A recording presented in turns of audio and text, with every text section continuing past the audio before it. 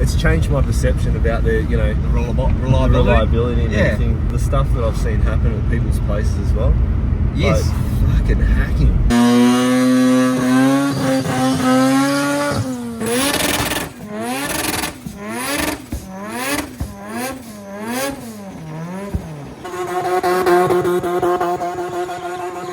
Because we're just normal dudes like everyone else. We just like having fun, popping tyres.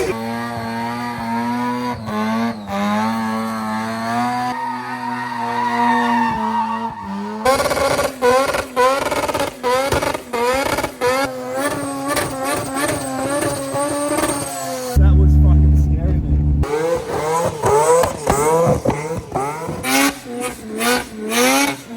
Done things I probably shouldn't have done.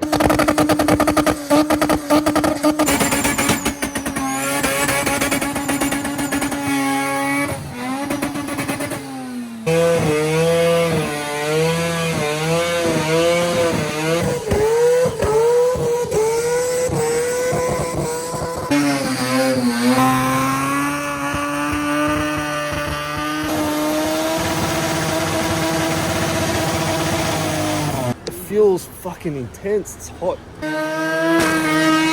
Going harder. As long as you warm them up and service them, they're good. He's just pulling up here. Oh, he's broken down. Hoogan.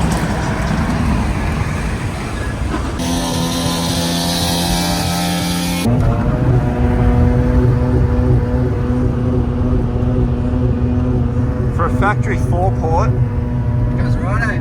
not a single mod. Oh, at least you'll know we're here now.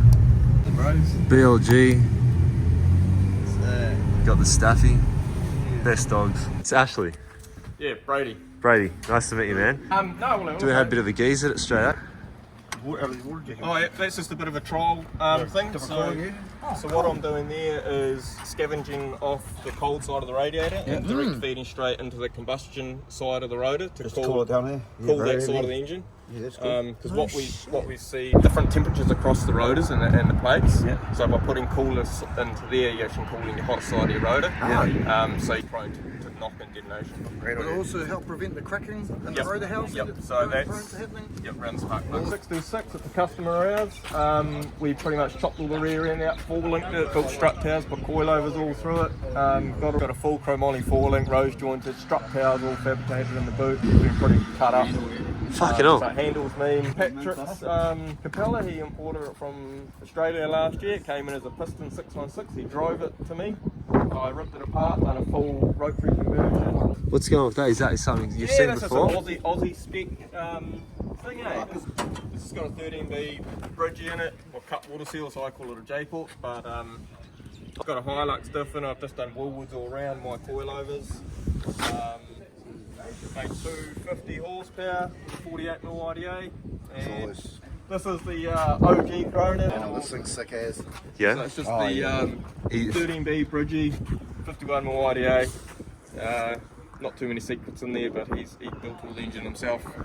We cranked out 302 horsepower at the wheels. He just fiends the skids, so he's going to rip a skid for you later on.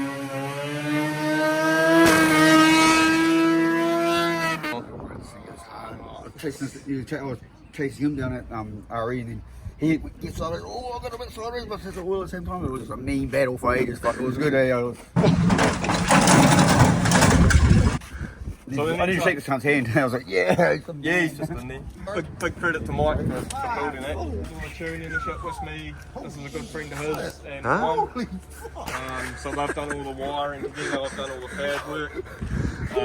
We've done a bass tune on it. It's running E85. We got 600 horsepower out on 16 pound, and we're going to be cranking it up to about 25 next week. And then you're going to crack a plate or something.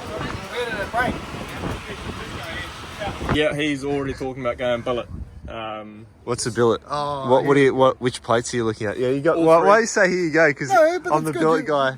Yeah, all three plates. I have my own personal opinion on billet, and I'm leaning towards billet. Okay. I've done a bit of research and and looked at material compositions of the billet and everything. I think are the ones that have got it sorted. Are you going to, do you do any machine work or anything to the plates here, or are you just going to get them to do Yeah, I all do my own machine work. I'm running the Garrett G42 1450 with a 1.28 housing, the Pro J intake manifold. He's got shitloads of injectors in there. 2, 4, 6, probably 10. Yeah, I think 8 or 10 10 injectors. There's shitloads in there. Yep, we've got the drive-by-wire throttle body. Yep, he's got the same setup. So we're just scavenging off 2, and it splits into the housings. He's got little blocks you can sort of see down in there. So that machine work's got to be done.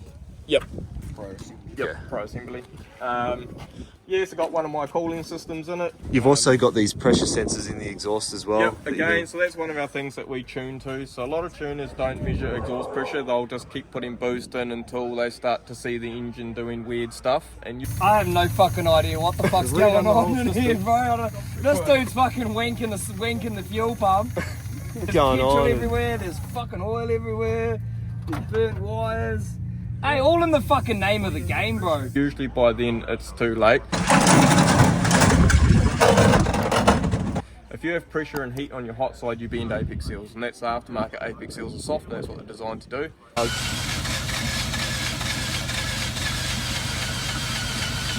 Crash that. Yeah. There's a lot of experienced tuners out there that know the limits, but what we work on is data. So if you've got data, you can go back and analyse it, so you can say, that pressure is that pressure, not I think it's building up or I can hear what's going on. And that's why I put pressure sensor ports, like we've got them in here, down in here, so we can measure what the boost is doing here and there, so we can see what the intercooler piping and the intercooler core is doing. You know, so if you've got 30 pound of boost in your intake and you're seeing 35 pound of boost down here, that means the turbo's working over speed to try getting 30 pound of boost there. So that tells you you've got a blockage somewhere, or your compressor wheel's too small. Purely just a street car. Oh shit. Yep. He took it down to get the decibel reading the other day because he wants to get it certified. They told him it's 125 decibels on idle and told him to go away. Tony Gallish's 808, I done some work on this 4 years ago. Then we're going big block 20B PP in this.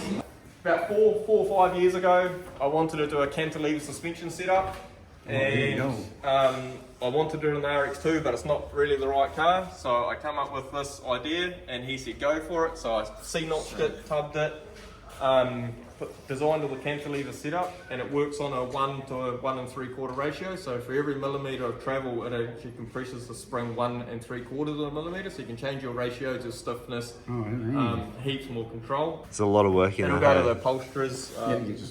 Have you had to? Oh, you haven't had to tackle the door. Nah, yeah. so that's when they go the next other ones level. I've done, I've actually cut into the door, but then Yeah. the windows don't wind down. For this car, I didn't want to do that because it's solely on 50 boys in at an event and go hard. Simmons. Yeah, this is Mitch's little DX. He brought it in. He brought it from up north, Whangarei. Came to us. We ran it up on the dyno. Had a 12A tool board in it. It made 130 horsepower. We tore it down. And a full bridge board in it. Really nice. One of my cooling systems, all cooler radiator. Set up with a 48mm IDA. Full exhaust, drop tank, all the shit. Put the race pros in it. We tuned it up and it got 220 horsepower, which is pretty cool power for out of a little 12A. This is an imported RX7 Series 4. RE and Nima in Japan done quite a bit of the work on it. Must have been drilling all these holes in it trying to make it lightweight. And the knuckles are all cut and welded, and they've done some stuff. So this is going to be our workshop hack car. I cut it all off, and I wanted to do something different with the front end. Everyone does tube front ends. I wanted to do something different. Gonna run injected PP NA setups in this, and just pretty much take it to the vents. And if other people want to go for a hoon in it, they can beat on it all day long. Go for it. See if you can wreck it. Dyno room. We've got a customer's car on there, which is a bit of a unique one. This is my own PP that we assemble. It's a bit of a chuck together. Solely for R&D purposes. This is all my own intake that I've designed and built. This is the prototype one. And we've also calculated and designed an exhaust system to work with my intake.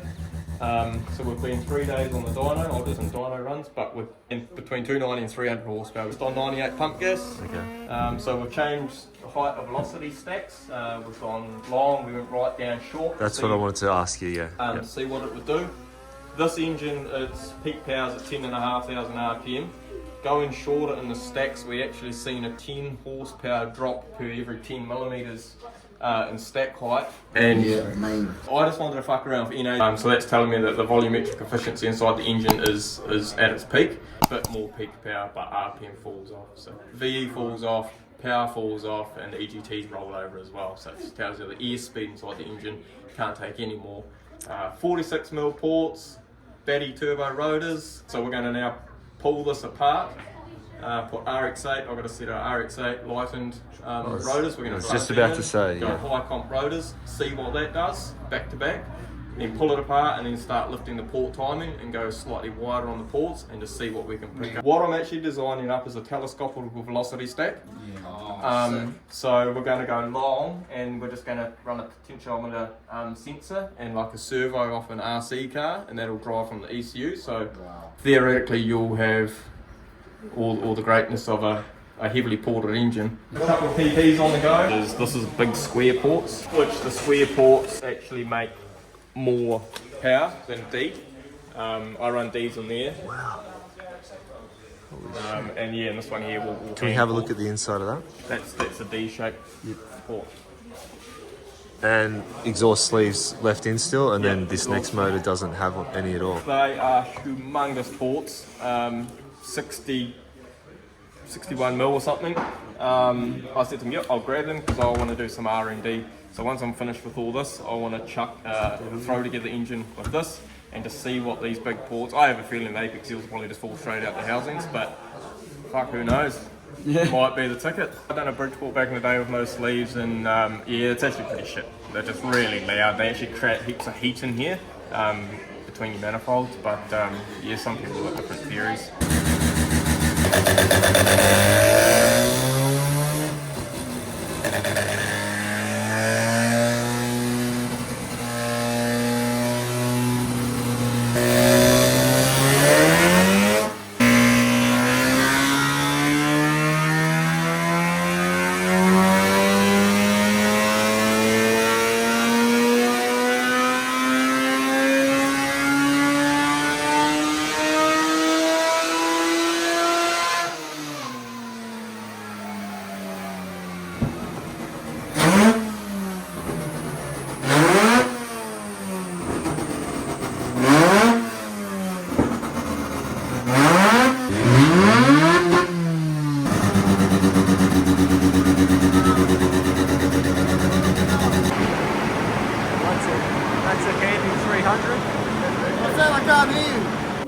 Yeah, awesome. Fantastic. That's impressive power, hey? It's awesome. It's taken us about a week. We were fucking around at about 285 horsepower for a couple of days. And yeah, and me and Mike has been into it. Velocity stacks, exhaust, fucking on our third exhaust setup. Yeah. 300 horsepower PP's fucking mean. Yeah, That's So that's 300 horsepower PPs is where it's at. On pump. Fun car to drive. Yeah, pump gas, fucking A. Yeah. Well, I mean, you can go the other stuff if you want, but yeah, it's that's convenience. And then, yeah, shot, bro, shot. Yeah, you do something you down the road, over you go for a ride. That's right. Yeah. I reckon we've got about another 5 or 10 horsepower in it. So we've got about 16 degrees through the mid-range, peak torque, and then we've got about 18.5 degrees up top. Which is really interesting with these with this PP and all PPs in general compared to the Bridgeports. You could probably hear it in the dyno run. It's really flat, and then at the top it just fucking picks right up and just screams. Yeah. So this is torque curve. So as the PP comes in, it makes heaps of torque. And that's with the throttle body's opening. There's massive rush of airspeed, and this is this hump here in power. So all Bridgeports do this, and then they fall down where the rotaries don't make torque, and that's where the Bridgeport's power is just linear or just flat line. Whereas this is really linear in torque, drops a little bit, which we see here, and then all of a sudden, right at about 9,500 RPM, it just picks up heaps of torque and just this huge jump in power, and that's where we're cracking the 300 is right at 10,000. 9,800, 10,000 RPM. Have you done any diagnostics with premix, making it richer or leaner in terms of how much oil you're putting in? Like, I have different theories, and so what the theories are is I haven't measured it, but obviously the more premix, the lower the octane. But you can actually swing the other way and go more premix actually cools the apex seals, and you're not sucking so much octane out of the fuel because your apex seal's not absorbing the heat. So my car, I run 300 mils, even more. for 20? To 20. Yep. On these pump gas, we're running 250 mils, especially on the PPs, because what you have is your apex seal crosses the port, and you have cold fuel going directly onto the apex seal. And so if you've got a hot seal and then it's cold in the middle, they bow. So if you run heaps of premix, it actually acts as a cooling additive as well.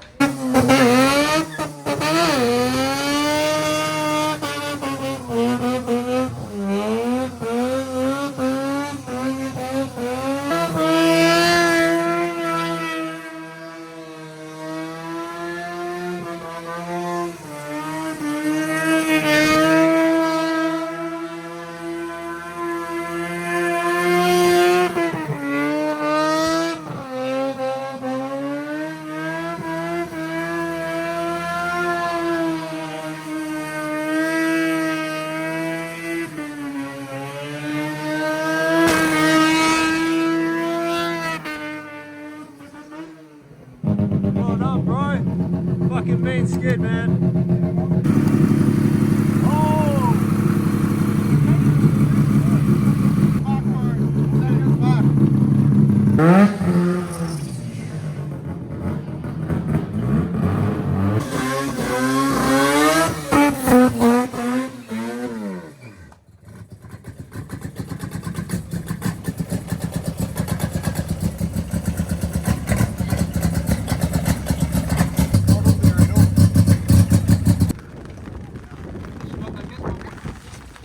Oh, fuck. Maybe. Might be out of gas.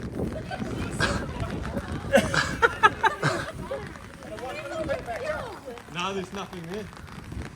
No, it's alright. Pick up the gas.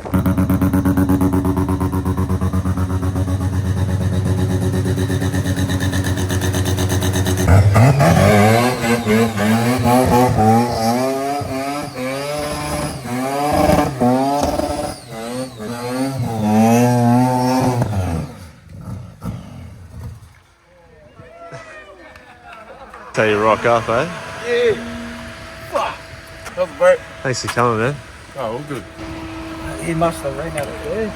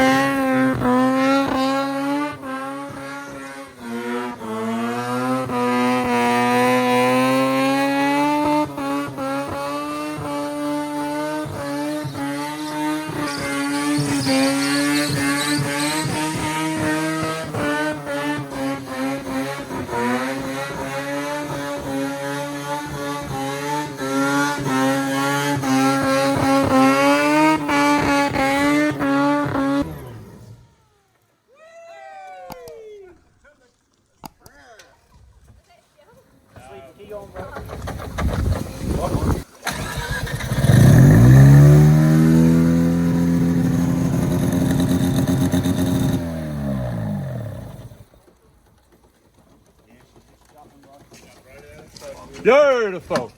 First time drive, huh? How's that feel? Just get in your car. What do you reckon, Charlie? Leave it running or just let it sit? What's the go Some of them here? have got electric water pumps and they're actually still running with a certain setting. Is the pump still running? The water pump?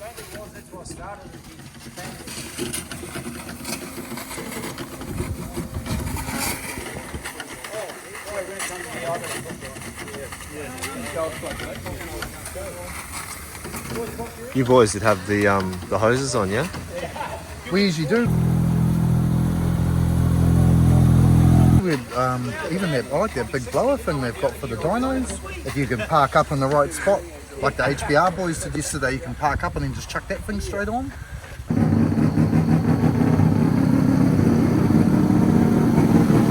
The feedback we're getting from people, it's amazing, and it's really helpful too, because we're just normal dudes like everyone else. We just like having fun, popping tyres.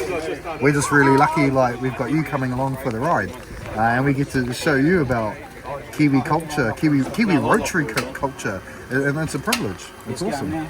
Yeah, bro. This is our culture. This is just how it is, bro. Oh, look. Cracked the plate, bro.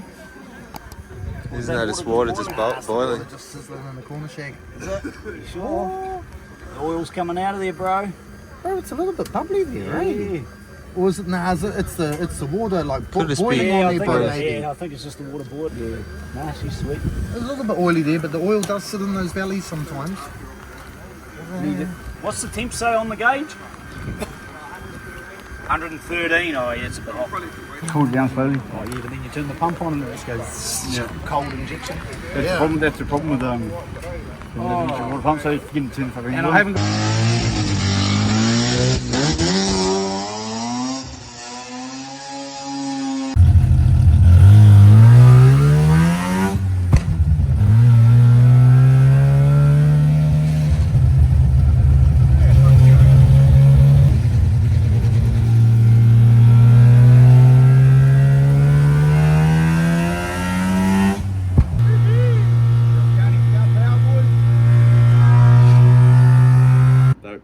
It's a nice build, man. It's an awesome colour. 660, 3-cylinder, yeah? Turbo. Yeah.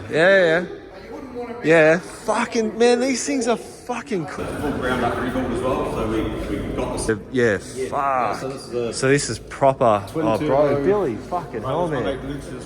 Like, fuck, man, that's proper. He's owned this car for forever as well, though. Shout out to everyone in NZ. If you guys can bring it like that, please reach out to me and Billy. It'd be hard for anyone in NZ to beat that for entertainment. Fucking hard case, eh, bro?